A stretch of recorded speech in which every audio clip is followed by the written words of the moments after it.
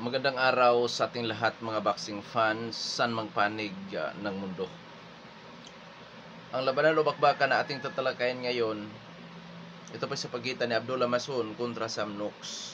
Paglalabanan po nila ang vacant WBO World Lightweight title. Na kung saan po sa ranking naman ng WBO, rank 1 si Masun, rank 2 itong si Sam Nox. Malimit po talaga nangyayari yan mga idol pagka vacant ang titulo, ang maglalaban ay ang nasa top ranking. Ang galapit schedule po ay sa November 22, 2025 nagaganapin sa ANB Arena, Riyadh, Kingdom of Saudi Arabia.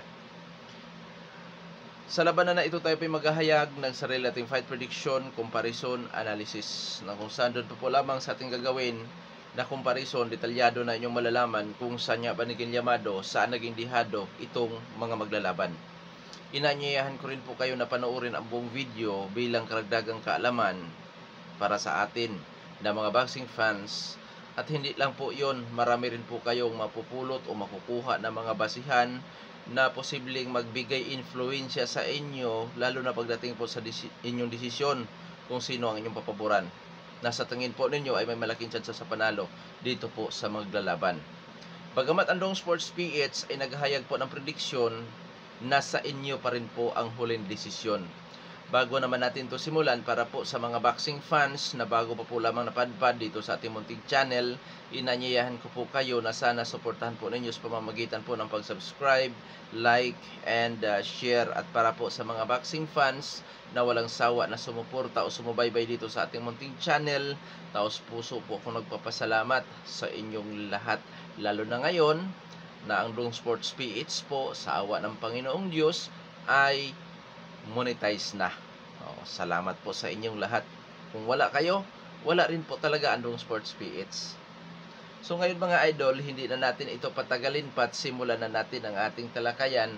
Alamin muna natin ang mga background dito sa magkabilang panig dahil yan po ang ating gagamiting referensya mamaya sa atin naman nagagawing comparison. Unahin natin ang rank 2 sa WBO na si Sam Nox. Bilang isang professional boxer, si Sam Nox po ay may impresibong kartada. 17 wins with 15 wins coming by way of knockout, undefeated na may edad po na 28 anyos. At ang height po ng boksingirong ito, 5 foot and 8 inches. Orthodox ang stance, knockout ratio 88.24%. Huling na palaban or last fight ng boksingirong ito, May 10, 2025, nakasagupa si Patrick Balas. Panalo by third round knockout itong si Sam Nox. Ngayon, sa kanya namang eksperyensya o karanasan bilang isang boxer. Mga idol, bago ito pumasok sa professional boxing, siya po ay dumaan muna sa amateur boxing match-up o fights na kung saan may impresibong kartada sa amateur boxing na kung umaabot po ng 53 wins with 6 losses lamang, at naging gold medalist ito sa amateur boxing sa NAB title. Ngayon dadako naman tayo sa kanyang karanasan bilang isang professional boxer. Si Sam Nox po ay nakasungkit po ng mga regional title belt doon po sa kanyang bansa sa United Kingdom. Nasungkit niya ang BBBOFC British Lightweight title, Commonwealth Boxing Council Lightweight title, WBO International Silver Lightweight title, o WBC po yun, WBC International Silver Lightweight title, WBO International Lightweight title. Ngayon, magngangalan po tayo ng ilang individual na dating mga nakalaban ni Sam Nox na nakapagbibigay ito ng magandang karanasan sa kanya at syempre naglukluk sa kanya as top ranking ng WBO. Syempre, nangunguna dyan si Ryan Walsh na may 29-4, si Ivan Mindy na may 48-6, na kung saan mga idol yan pa po ang nakikita ko ng mga veterano talaga na nakasagupa ni Sam Nox. Ngayon dadako naman tayo sa kanyang skills. Mga idol, malimit nating makikita ito sa pressure partner style, brawler style, kasi nga po itong si Sam Nox ay attacker. May pagka-agresibo. na kung saan naman po masipag bumato ito ng mga kombinasyon, taglay ang power, timing, accuracy. Pagdating po sa kanyang dipinsa, average. Pagdating sa durability, masasabi kong may tibay po ang boksingirong ito. At additional, dito masusubok ngayon ang kanyang tibay sa kanyang laban kontra Abdullah Mason. Dahil hindi rin po basta na boksingero itong si Abdullah Mason. Kaya naman, aalamin na natin ang sapanig ditong si Mason at nang sa ganun maging detalyado po ang aking mga naunang nasabi. Kung bakit nasabi ko na hindi basta-basta boksingero itong si Abdullah Mason. Abdullah Mason bilang isang professional boxer, may impresibong kartada, 19 wins with 17 wins coming by way of knockout. Undefeated din. May edad na 21 anyos at ang height 5 foot and 9 inches, reach 74 inches. South po ang stance ng count ratio 89.47%. Last fight June 7, 2025. Nakasakupa niya si Jeremiah Nakatila na kung saan panalo itong si Abdullah Mason by 5th round referee technical decision. Eksperyensya o karanasan naman itong si Abdullah Mason. Bago ito pumasok sa professional boxing, siya po muna ay dumaan sa amateur boxing. May impresibong kartada sa amateur fights, maabot sa 65 wins with 15 losses. Mga nasungkit ni Mason sa amateur boxing, National Junior Champion 2017. Tapos the Eastern Regional Open 2017 and 2018. The Junior Open 2018 and 2019. USA Boxing Youth National Title noong 2021.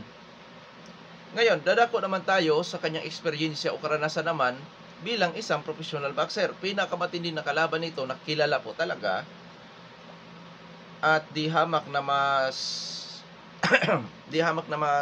veterano sa kanya, Jeremiah Nakatila na may 26 and 4, Carlos Ornales na may 28 and 4, Johan Vasquez na may 26 and 5.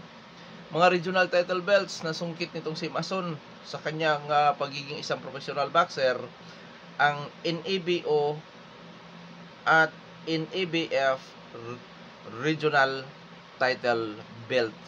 Yan po ang mga nasungkit ni Mason na kung saan naka-record po yan sa BoxRec. Ngayon dadako naman tayo sa skills galawan ni Mason. Maraming galaw ang batang ito. Kaya naman, nasabi ko na ang isang Abdullah Mason ay all-around boxer. Pagka sinasabi natin na all-around boxer mga idol, halos lahat ng galaw mayroon. Pressure, fighter style, defensive style, brawler style, counter puncher style, at magaling sa teknikala na suntukan itong si Mason. Ibig sabihin, lalo na sa huli niya naging performance, may husay sa opinsa, may galing pagdating po sa dipinsa, may husay sa puntusan, may kakayahan na ipanatili ang distansya gamit ang footwork, timing, power, accuracy ang mayroon sa batang ito. Oo. Mga kalkuladong galaw mayroon. Sa huling laban, doon natin nakikita yung talagang improvement nitong si Mason. Kasi mga idol, sa ibang mga laban nito, talagang nakipagsabayan din. Matirang matibay din. Pero noong huling laban na alam niyang delikadong opponent ang katulad ni Jeremy Nakatila, doon lumalabas po ang kanyang mga improvement na kung saan yun nga nasabi ko na all-around boxer pala itong si Abdullah Mason. Oo. At additional din po sa panig nitong si Mason, sparring partner din po ito ni Shakur Stevenson. Alam naman natin na si Shakur Stevenson ang isa sa ngayon pinakamagaling sa dipinsa. Na kung saan si Mason po mga idol, dahil sparring partner po ito, nakakakuha ito ng mga idea, nakakakuha ito ng mga technique, taktika, lalo na sa galawan ni Shakur na magaling sa sweet science of boxing. So ibig sabihin, dahil all-around boxer, mahusay din sa teknikalan si Mason, di malayo na na-adapt ni Mason ang sweet science of boxing po mga idol. Di malayo po yan. Pwedeng makikita natin yan sa laban niya kay Sam Nox ngayon. Oo, ngayong November 22. So, Yan po ang sa magkabilang panig. Ngayon, idetalye na natin ang ating gagawin na comparison. At unahin natin sa dako na pagdadausan, which is sa Kingdom of Saudi Arabia. USA si Mason, United Kingdom si Samnok. So nasa neutral ground sila magpangabot, 50-50. Sa ranking po ng BoxRec, dito po sa lightweight division, rank 6 out of 2,632 ka mga boksingero. Itong si Abdullah Mason. Rank 9 naman out of 2,632 si Sam Knox. So mga idol, di po sila magkakalayo sa ranking. Ngayon sa titulo na kanilang paglalabanan, rank 1 and 2. Oo, ngayon sa height, reach, power, kumbaga sa physical na appearance, itong si Abdullah Mason ay may edad lamang na 21 years old, 28 years old naman si Sam Knox. Disadvantage kay Mason po ang edad ngayon, 21 years old. Wala pa po talaga ito sa kanyang peak prime. Pero hindi ibig sabihin noon na walang kakayahang mananalo ang wala pa sa peak prime, mga idol. Kung ating titignan ang mundo ng boxing, marami din namang nag-world champion na teenager pa nga, 19 years old. Oo. At maraming nag-world champion na wala pa sa kanilang peak prime. Pero disadvantage nga lang kasi wala pa talaga siya sa kanyang peak prime. Oo, disadvantage po 'yan. Ngayon sa height, mas matangkad si Mason ng 1 inch. Oo, sa knockout ratio naman tayo, 89.47% ang knockout ratio ni Mason, 88.24 ang knockout ratio ni Sam Knox. So, dyan mga idol, 55-45 kung ating i-convert yan sa percent ang ating comparison dito po sa rankings, physical na appearance, 55-45 in favor of Mason. Oo. Bagamat may disadvantage siya sa edad na 21 anyos, pero bawi naman siya sa height, na kung saan gamit na gamit po yan, lalo na sa reach. So ngayon, sa activity pa rin aktibo, sa experience po, 50-50. 50-50 ito. Pareho silang nag-ugat sa amateur boxing. Sa skills, 55-45 in favor of Abdullah Mason. Mas maraming galaw si Mason ikumpara kay Sam Knox. Oo. All-around boxer kontra pressure fighter brawler. So marami pong galaw talaga ang all-around boxer. So dito, ang disadvantage lang po kay Abdullah Mason ay ang edad. Oo. At pagkatapos niyan, halos kay Mason na ang mga kalamangan. Skills, power, bagamat 1% lang po ang diferensya, comparison ito. Kahit gabuhok pa ang diferensya, kailangan natin sabihin. Sa rankings, lamang si Mason sa BoxRec at saka sa WBO. So, 55-45 ang ating comparison dito. Pagka natin, i-convert sa percent. So, ngayon, dadako na tayo sa ating prediction sa laban. Prediction ko po dyan, Abdullah Mason by knockout, technical knockout, round 1 to 8. Oo. Ngayon, dahil sa may tibay din naman, si Sam Knox, pabor pa rin ako kay Mason na mananalo sa pamamagitan po ng unanimous decision or split decision, majority decision, or sa decision, gamit ang kanyang skills at power. Sa pang-knockout naman, na kung saan sabi ko nga, 1 to 8, skills at power pa rin ang pwedeng ikapanalo ni Mason dyan. Oo, dahil mas marami nga pong galaw si Mason. Nakay Mason na yan mga idol kung magkamali sila ng strategy. Oo. Dahil hindi po birong kalaban din si Sam Knox. Knockout artist din po ito. Labanan kasi ito ng knockout artist. Kung sasabay si Mason, magkakaroon ng pagkakataon si Sam Knox na makapagpatama ng solido. Oo. So So na kay Mason po yan. Na kay Mason ang control. Sasabay ba siya kay Sam Nox or lalaruin niya si Sam Nox dahil di hamak naman, mas marami siyang galaw ikumpara kay Sam Nox. Ngayon sa panig naman itong si Sam Nox mga idol, dahil sa ating comparison 55-45 in favor of Mason.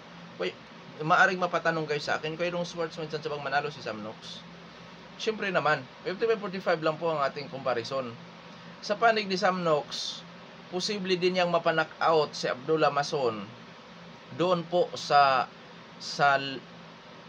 later rounds. Bakit? Kasi itong si Abdullah Mason mga idol, may tendency na mapapagod yan doon sa later rounds. Kasi si Mason, 2 beses lamang ito napapalaban as a 10th rounders.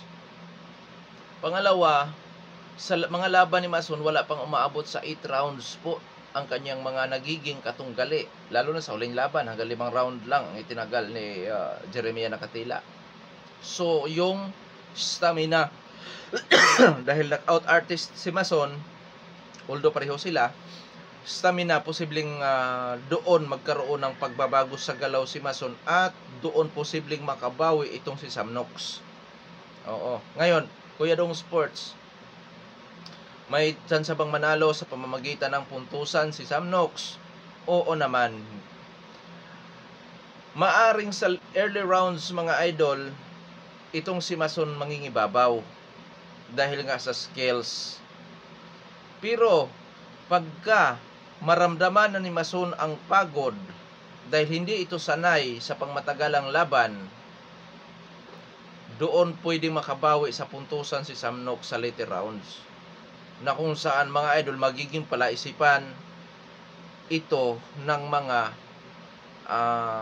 hurado. Oo, na kung saan pwedeng makabawi nga si Sam Nox doon po sa later rounds.